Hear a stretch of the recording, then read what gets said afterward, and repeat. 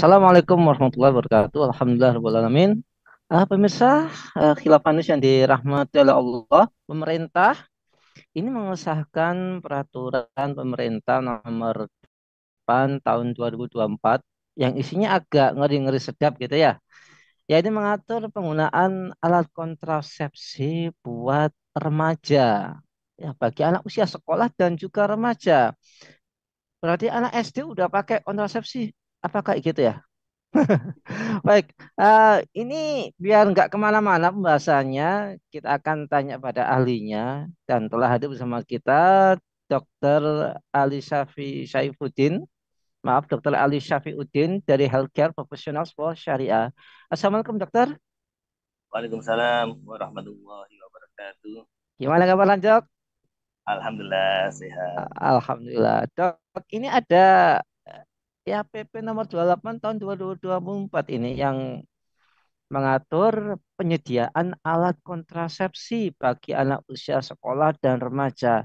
Ini dari sisi lain buat saya kabar gembira karena mungkin anak usia sekolah dan remaja itu akan boleh nikah, nggak boleh pacar tapi boleh nikah dan bisa lanjut pendidikannya.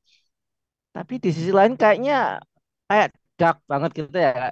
Ini apa mau melegalkan aborsi atau pergaulan bebas? Semoga nggak seperti itu. Ini gimana dok? Ini catatan dokter Syafruddin sendiri. Ya, eh, ini justru yang menjadi satu persoalan karena pemerintah itu fokusnya itu kepada persoalan yang sifatnya itu hilir atau persoalan yang sifatnya cabang. Jadi ibarat rumah itu kalau bocor, ya, gentengnya bocor, maka fokus kepada air yang merebes akibat dari hujan itu dibersihkan, dipel, mau mencari obat-obat yang bagus ya untuk menghilapkan tekelnya ya, lantainya itu lah. Ya percuma kalau gentengnya itu dibiarkan tetap bolong itu. Nah, makanya kan harus di akarnya ini adalah di gentengnya harus ditambah.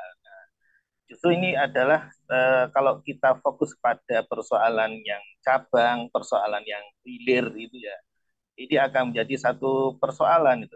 Nah, akarnya apa ini? Akarnya apa? Persoalannya apa?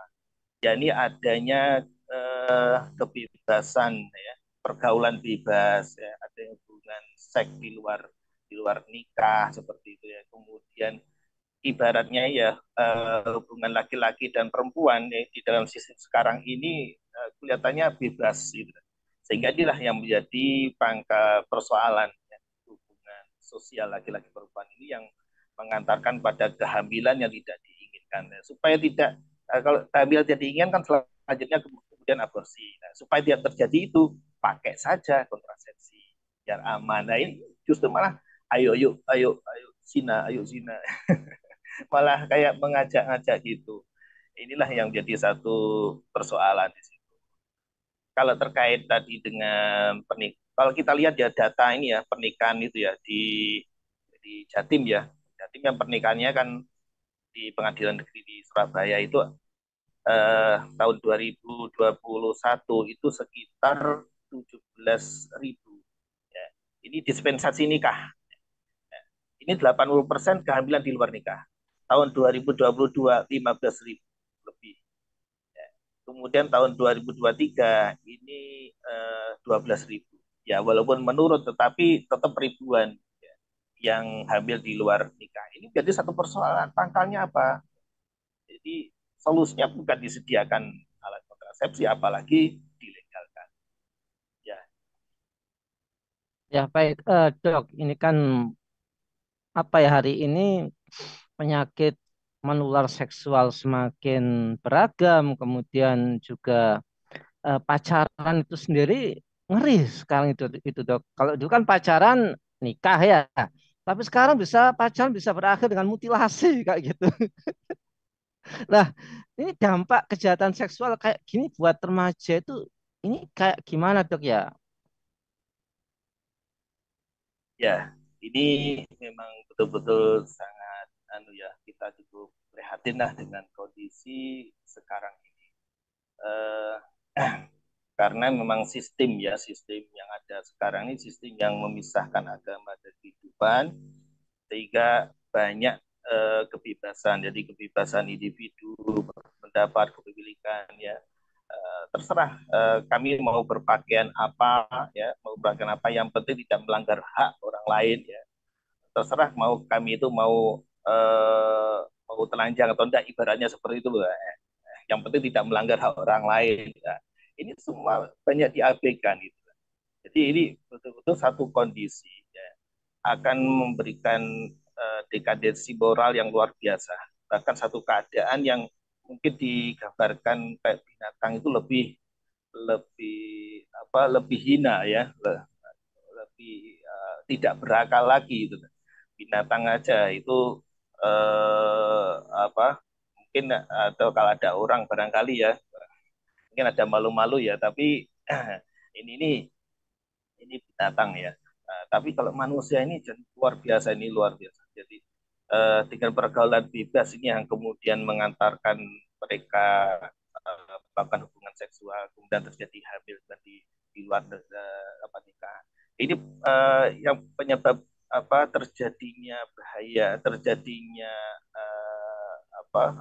dampak dari ini tidak hanya sekedar rancunya, kacaunya keturunan, ya, adanya kehamilan, kemudian mengaborsi, kemudian banyak yang meninggal. Karena dari data itu justru kematian ibu itu dari tahun 2000, kalau tidak salah,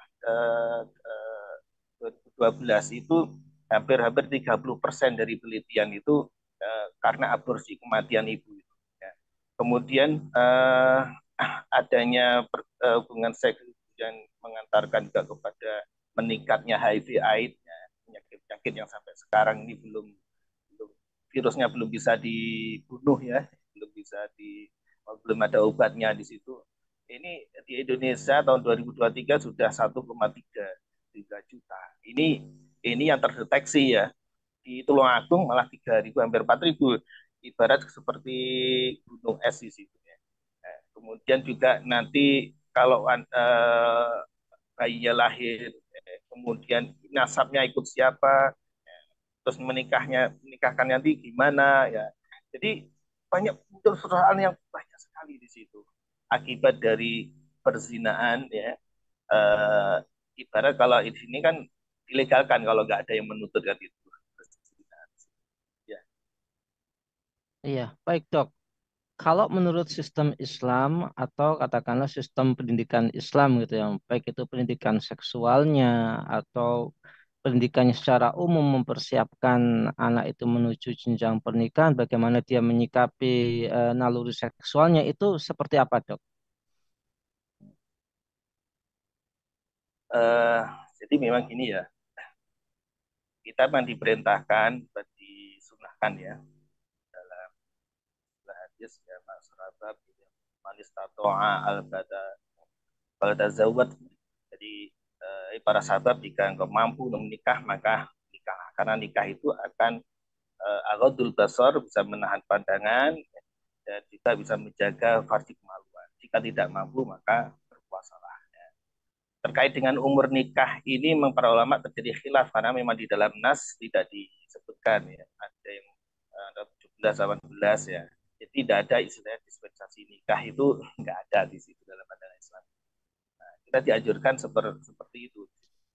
Nah, kemudian sebenarnya kalau kita melihat, ya, aturan-aturan Islam itu begitu luar biasa, ya, yang terkait dengan interaksi atau hubungan laki-laki dan perempuan, ya. Islam memerintahkan baik kepada laki dan perempuan untuk rodul basor, yahudu minatusorihim, untuk menundukkan pandangan. Islam juga memerintahkan kepada wanita untuk mengenakan pakaian secara sempurna, pakaian jilbab, pakaian khumur. Islam juga melarang kepada wanita dan laki-laki, ya, untuk khalwat, ya, kecuali disertai mahramnya. Ya. Islam juga melarang kepada wanita untuk safar selama semalam, dan Islam juga melarang laki-laki dan perempuan terjadi ikhtilat, ya, tanpa digunakan syarat, kecuali yang diperbolehkan, yang diperbolehkan jual beli, kan kemungkinan ketemu haji, kemungkinan juga akan bertemu laki-laki dan perempuan itu diperbolehkan, ya, terkait dengan muamalah. Tetapi hukum asalnya adalah terpisah. Ini dari aspek Islam mengatur hubungan sosial laki-laki dan perempuan. Ya, Baik, terima kasih Tok atas pemaparannya. Semoga ini menjadi perhatian yang serius buat pemerintah. Janganlah bagi-bagi alat kontrasepsi gitu ya. Lebih baik bagi-bagi ilmu pengetahuan, bagi-bagi pemahaman, syukur-syukur bagi pemahaman tentang sistem yang benar ya untuk memberikan pendidikan seksual kepada para remaja ini. Semoga Dokter Ali sekeluarga senantiasa dalam perlindungan Allah dan keluarga beliau dijadikan keluarga yang sakinah, mawadah, warahmah. Amin ya rabbal amin. alamin. Baiklah pemirsa Khilafanis yang dirahmati Allah, demikianlah kabar petang kita pada kesempatan hari ini. Jangan lupa untuk subscribe, like, komen, dan share sebanyak-banyaknya. Semoga menjadi amal kebaikan kita di dunia pun di akhirat nanti. Saya Nanang Setiawan undur diri, sampai jumpa di lain kesempatan dan wassalamualaikum warahmatullahi wabarakatuh.